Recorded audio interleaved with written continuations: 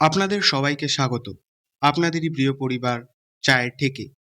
এখানে আপনারা শুনতে পাবেন ভিন্ন স্বাদের কিছু গল্পের সমাহার। বিশেষ সতর্কবার্তা: এই চ্যানেল কোনো রকম কুসংস্কারে বিশ্বাসী নয়।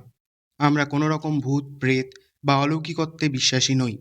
আপনারা নিখাত গল্প শোনার আনন্দে গল্প শুনুন এবং সকল প্রকার কুসংস্কার থেকে বিরত থাকুন। ধন্যবাদ। আজ আপনাদেরকে কোনো গল্প নয়, একটি বাস্তব ঘটনা শোনাবো। এই গল্পটি যিনি আমাদেরকে পাঠিয়েছেন তিনি নিজের নাম প্রকাশে অনিচ্ছুক, তাই গল্পের স্থান কাল চরিত্র আমরা পরিবর্তন করেছি। আপনারাও যদি আমাদেরকে গল্প পাঠাতে ইচ্ছুক হন তাহলে আমাদের ডেসক্রিপশানে থাকা জিমেলে নিজেদের গল্প পাঠিয়ে আমাদেরকে সাহায্য করতে পারেন। আপনাদের গল্প পড়ে শোনাবো আমরা, টিম চায়ের ঠেক। তখন আমি পড়ি ক্লাস 12-এ। আজ এতদিন পর কী কারণে মনে নেই, তবে আমাদের স্কুলে সপ্তাহখানেকের জন্য ছুটি পড়েছিল। সারাদিন মাঠে খেলাধুলা আর আড্ডা মেরেই কাটছিল অলস ছুটির দিনগুলো। হঠাৎ একদিন আমার এক বন্ধু বলল, বলছি শোন না, এখনও তো দিন চারেক বাকি আছে স্কুল খোলার। তা আমি ভাবছি আমার মাসির বাড়ি যাব, তুই কি যাবি আমার সাথে? আমি জিজ্ঞাসা করলাম, তা তোর মাসির বাড়িটা কোথায় শুনি? সুন্দরবন, বুঝলি। আমি আর কথা বাড়ালাম না। অনেক কষ্টে বাবা মাকে রাজি করিয়ে বেরিয়ে পড়লাম দুই বন্ধুতে।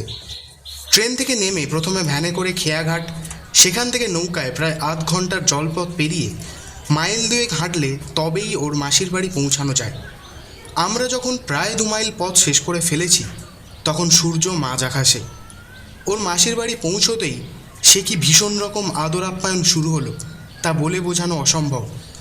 শহর থেকে হঠাৎ এমন সবুজে ঘেরা শান্ত পরিবেশে এসে মনটা বেশ ফুরফুরে হয়ে গেল। সাথে মেসো আর মাসির ভীষণ রকম ভালোবাসাতে 16 কলা পূর্ণ। দুপুরে খাওয়া দাওয়া সেরে উঠতে উঠতে প্রায় বিকেল হয়ে এসেছিল।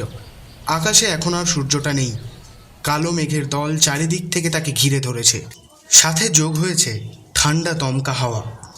দাওয়ায় বসে আমরা এই বাদলা হাওয়া উপভোগ করছি, এমন সময় ঝাঁপিয়ে বৃষ্টিটা এলো। সাথে সোঁদা মাটির এক রাশ গন্ধ। বৃষ্টির দাপটে আর কালো মেঘের ঘন ঘটায় চারপাশে সব কিছু কেমন একটা আবছা অবয়ব ধারণ করেছে। এমন সময় পাশ থেকে মেসো বলে উঠল, বাহ, যা বৃষ্টিটা নেমেছে, আজ মনে হয় খালে খুব ভালোই মাছ উঠবে। ওগো শুনছো, বৃষ্টিটা একটু ধরলে আমি বেরোবো, বুঝলে? হ্যাঁ, আর একটা কথা বলতে ভুলে গিয়েছিলাম, একেবারে কাল সকালে মাছ নিয়ে ফিরবো। আমরা দুজনে কথাটা শোনা মাত্রই একেবারে লাফিয়ে উঠলাম। আমরাও যাবো মেসো তোমার সাথে। ঘর থেকে মাসি বেরিয়ে এসে একেবারে রে রে করে উঠল, না না, একদম নয়, এই বাদলার দিনে তোমাদের যেতে হবে না বাবু। শহরের ছেলে বৃষ্টিতে ভিজে জ্বর বাঁধিয়ে বসবে, দরকার নেই। আমরা নাছোড় বান্দা, যাই না, কিচ্ছু হবে না, মেসো তো সাথে থাকবে। মাসির সেই এক কথা, না তো না। শেষে মেসোই বলে উঠল, ঠিক আছে, চলুক ওরা আমার সাথে। শহরের ছেলে তো কি হয়েছে, আর তাছাড়া এসব জিনিস কি ওরা শহরে দেখতে পাবে? আর এরকম বৃষ্টিতে মাছ ধরার মজাটাই আলাদা।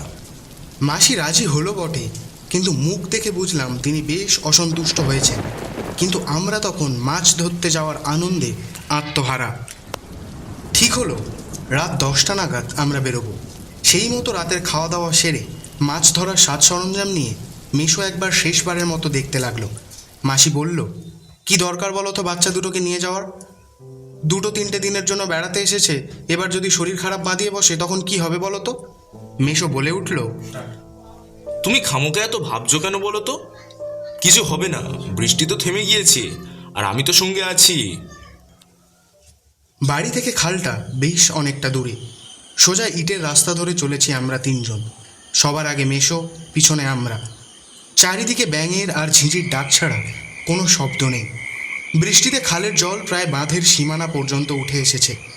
বাঁধের ধারেই রয়েছে মেশোর একখানা দরমা ঘেরা ছোট্ট কুঁজি।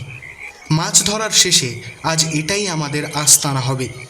রাত্রি তখন শেষ প্রহর, আমাদের মাছ ধরা শেষ। কুঁজির ভিতরে একধারে হাঁড়িতে রাখা আছে মাছ, আর আমরা বসে গল্প করছি।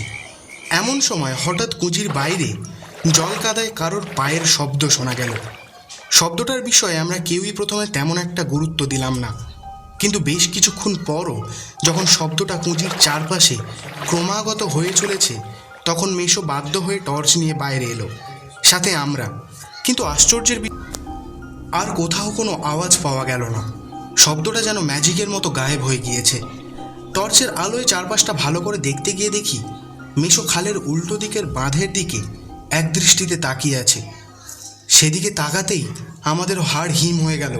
ওদিকের পাড়ে কিছুটা করে তফাতে দাঁড়িয়ে আছে সারি সারি কালো কালো মূর্তি, স্থির অবিচল, ওরা যেন অপেক্ষামান।